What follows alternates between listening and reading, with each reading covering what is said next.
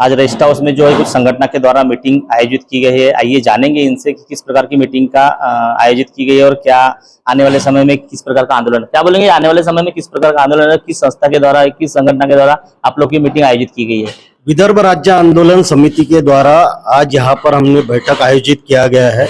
विदर्भ राज्य आंदोलन समिति स्वतंत्र विदर्भ राज्य के लिए लड़ती है और 10 तारीख को विधानसभा पे, नागपुर पे जो विधानसभा है वहां पर हमने एक लॉन्ग मार्च निकाला और वहां विधानसभा पे महाराष्ट्रवादी चले जाओ ऐसा नारा देकर हम वहां झंडा फड़काने वाले हैं। क्योंकि आज के समय में हम महाराष्ट्र में 1960 से शामिल हुए, परंतु हमारा बैकलॉग बढ़ते जा रहा है। विदर्भ की जनता को कुछ नहीं मिल रहा है। ये जो बजट अभी इन्होंने पेश किया उसमें भी विदर्भ की जनता को कुछ नहीं, केंद्र सरकार भी विदर्भ को देने को तैयार नहीं है और राज्य सरकार भी देने को तैयार नहीं है। हम महाराष्ट्र में 63 साल से रहे और 63 साल में हमारे यहाँ पर किसानों की आत्महत्या हुई, यहाँ पर बेरोजगारी बढ़ी और आज के समय में आप देख रहे हैं कि किसानों की आत्महत्या जितनी ज्यादा बढ़ गई है, क्या हर जिले में वो आत्महत्या हो रही है। और सब बेरोजगारी की वजह से जो युवकों का पलायन हो रहा है वो इतने फास्ट हो रहा है कि 2010 में हमारा जो है 66 आमदार थे, आज वो 62 आमदार हो गए। 25 लाख युवाओं ने यहाँ से पलायन कर गया क्योंकि आज यहाँ पर कहीं भी रोजगार की व्यवस्था नहीं है। हमारे 11 खासदार थे, आज 10 खासदार रह गए। पर ऐसे ही पलायन होते रहेगा तो एक समय में ऐसा होगा कि यहाँ से युवा नदारद हो जाएंगे। पूरे 11 जिलों में युवा पूरी तरह से नदारद हो जाएंगे। जैसे तेलंगाना राज्य हुआ, जिसे दूसरे राज्य हुए, छत्तीसगढ़ वगैरह हुए, वैसे हमारा राज्य निर्माण होना चाहिए। हमारी मांग जो है 119 साल से है, परंतु अभी तक दिया नहीं। इसलिए हमने कहा है कि अभी नहीं तो कभी नहीं, इसलिए ये राज्य देना ही पड़ेगा। हमने केंद्र सरकार को चेतावनी देते हुए लोकसभा में उनकी 5 सीटें हमने गिराई और आज देख रहे हैं क्या उनको भी लग रहा है कि विदर्भ की जनता पूरी तरह से जो है वो रास्ते पे है और वो राज्य दे सकते हैं। बस हमने सारी जनता अगर रास्ते पे आती है तो राज्य मिलना तय है। उसी के लिए 10 तारीख को हमने सब गोंदिया जिला के नागरिकों को हम आह्वान करने के लिए आए हैं कि आप वहां नागपुर में आइए। दोपहर 12 बजे हमारा एक बहुत बड़ा लॉन्ग मार्च निकलेगा और हम वो विधानसभा पे जाएंगे, वहां कुछ करेंगे, वहां पर सरकार को हमारी जो मांग है वो मांगे। क्यों आंदोलन करने की जरूरत पड़ रही है आप लोग को अभी? मैं अरुण केदार, पूर्व विदर्भ राज्य आंदोलन समिति का अध्यक्ष हूँ। ये आंदोलन हम 119 साल का आंदोलन है और ये चढ़ता भी गया, बुझता भी गया, कम होता भी गया, लेकिन इसको जीवित रखा हमारे आंदोलन समिति ने। ये इसकी जरूरत इसलिए पड़ी क्या अपने बाजू के जो राज्य अपने को मिले वो लेबर कम्युनिटी के राज्य थे, वो आज ऑनर टाइप के राज्य हो गए। वहां के मजदूर अपने यहाँ काम करने आते थे, अभी उल्टा बात हो गया कि यहाँ के मजदूर, यहाँ के लेबर उनके राज्यों में जाते हो, तेलंगाना हो, छत्तीसगढ़ हो, उत्तरांचल हो या झारखंड हो। तो इन राज्यों का अगर प्रोग्रेस देखा जाए तो विदर्भ उनसे कई गुना आगे है, लेकिन फिर भी यहाँ के सत्ताधारी लोग जो है वो आश्वासन देते। आज जो सत्ता में लोग हैं उन्होंने ही हमें कबूल किया कि हम सत्ता में आए तो आपको विदर्भ देंगे। तो किसी ने तो ये कहा, मुख्यमंत्री जब थे फडणवीस साहब, जब मैं शादी तक नहीं करूंगा जब तक विदर्भ मिलेगा नहीं। गडकरी साहब ने भी बोला मैं लोकसभा में रखूंगा, लेकिन उन्होंने विदर्भ दिया नहीं। और इस मांग को अभी डे बाय डे देखा जाए तो अपने 4 आमदार कम हुए, 1 खासदार कम हो गया। मुझे यहाँ की पॉपुलेशन हर राज्य की बढ़ रही है, अपनी कम हो रही है। तो इसलिए अपना वैसे भी पहले सीपीआई बेरार के वक्त नागपुर राजधानी थी और ये अलग राज्य था, लेकिन इन्होंने अपने को मूर्ख बना के नागपुर करार करके इस राज्य को छीन लिया है। इसलिए इन्होंने जो कबूल किया है, तो अभी हम ये देख रहे हैं कि नेताओं को विदर्भ नहीं होना, विदर्भ जो होना वो जनता को होना। तो जनता को होना है तो फिर जन जागृति करने के लिए जनता तक अपने को पहुंचना पड़ेगा। हमारे आंदोलन जारी है। अभी जो आंदोलन है हमारा 10 अगस्त का, वो 9 अगस्त को ले रहे थे हम क्रांति दिन में, लेकिन वो महाराष्ट्रियन विदर्भवादियों का एक सन आता है नागपंचमी करके, इसलिए वो लोग नहीं आ सकते, इसलिए हमने 9 के बदले 10 किया। और इसमें हम हमारा जो विदर्भ का झंडा है वो हम वहां फड़काने वाले विधान भवन में, नागपुर के विधान भवन में, संविधान चौक पे, और यशवंत स्टेडियम से इसका लॉन्ग मार्च निकलेगा। पूरे 10 जिले, 11 जिलों से जनता आएगी। यह इसकी जो सीढ़ी है हमें जीवित रखी है विदर्भ राज्य आंदोलन समिति के जरिए। और इस सीढ़ी के जरिए अभी जो लोग विदर्भ का विरोध करते थे उनके टुकड़े हो गए, चाहे वो शिवसेना हो या राष्ट्रवादी हो। तो अभी अपना विरोध करने वाला ग्रुप विधानसभा में रहा नहीं, इसलिए अभी हमको शाश्वती है कि विदर्भ राज्य मिलेगा। अगर ये विदर्भ राज्य नहीं देंगे तो फडणवीस साहब मुख्यमंत्री थे, उप मुख्यमंत्री बने, अभी पार्षद तक नहीं बनेंगे, यहाँ तक के रियल में पोजीशन आई हुई है। वो अभी नागपुर में, मैं उनके घर के बाजू में ही रहता हूँ, अभी वो नागपुर में घर घर जा रहे हैं, बहनों को जमा कर रहे, भाइयों को जमा कर रहे, जबकि महाराष्ट्र के तिजोरी में एक भी पैसा नहीं है, वो कंगाल तिजोरी है। लेकिन ये भाई बहना कुछ भी एमपी में हम बहनों के नाम से चुन के आए तो महाराष्ट्र में भी आएंगे, ऐसे एक एक स्लोगन लगा रहे।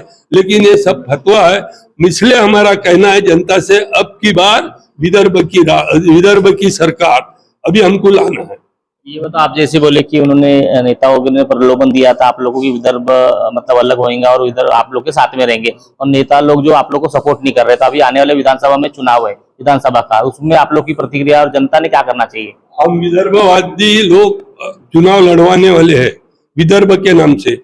वो हमारा संगठन, सब जितने को विदर्भवादियों के संगठन है, पक्ष है, पार्टी है, जो हमसे जुड़ना चाहता है, थर्ड फ्रंट, फोर्थ फ्रंट, सब मिलकर फर्स्ट फ्रंट बनेगा और उसके जरिए हम चुनाव लड़ेंगे। इसलिए हमारा स्लोगन है कि जो विदर्भ की बात करेगा वही विदर्भ पे राज करेगा, ये हमारा स्लोगन है। और उस हिसाब से जो पिछली गलतियां हमसे हुई वो न होते हुए चुनाव के जरिए भी मतपत्रिके से भी हम विदर्भ को ले सकते हैं। मतलब जय विदर्भ पार्टी है वो विधानसभा में अपने अपने जो उम्मीदवार उतारेंगे मैदान में, जनता किस प्रकार वोट करेंगी उनको? जिनको विदर्भ लगता है, जनता को तो विदर्भ होना है, पर जनता जो है वो डिवाइड हुई है, वो बड़े बड़े नेताओं में डिवाइड हुई है, बड़े बड़े पार्टियों में डिवाइड हुई, बड़े बड़े जातिवाद में डिवाइड हुई है। अभी ये ओबीसी फैक्टर, जरांगे फैक्टर, ये फैक्टर रोजी रोटी देने वाला नहीं है, लेकिन क्योंकि ये तो खिलौना है, इनके कोई प्रोग्राम सक्सेस होना ही नहीं। लेकिन लोग ये समझ में नहीं आ रहे, जो सक्सेस होने लायक जो प्रोग्राम है वो है सेपरेट विदर्भ राज। और विदर्भ यानी 100 बीमारी की एक ही दवा है, वो है अलग विदर्भ राज। अलग विदर्भ राज लेंगे, रोजगार, बेरोजगार सारा कुछ मिलना है, किसानों की आत्महत्या रुकेगी, युवकों को काम मिलेगा। ये समृद्धशाली विदर्भ है, या हर चीज है, या धान है, या सागवान है, या खनिज द्रव्य, कपास है, बिजली है, या कोयला है, या सब कुछ है। ये सब चीजों का जो उपयोग है ये पश्चिम महाराष्ट्र और मुंबई ले रही है। तो महाराष्ट्र में काफी बिजली जो है तैयार होती है, जैसी गोंदिया की बात करें तिरोड़ा में अदानी पावर प्लांट है, पर यहाँ पे बिजली के काफी रेट महंगे हैं, इस बारे में क्या बोलेंगे आप? ये जो विदर्भ इसीलिए नहीं दे रहे कि ये दुबती गैया है, दुबती भैंस है, कोई भी दुबती भैंस देना नहीं चाहता, बाकड़ी हुई रहती। जैसे छत्तीसगढ़ बाकड़ा हो गया तो दे दिया उन्होंने, झारखंड बाकड़ा हो गया दे दिया, पर ये दुबती भैंस है, ये इसके जरिए वो पूरा राज्य चलाते हैं। यानी गढ़चिरौली और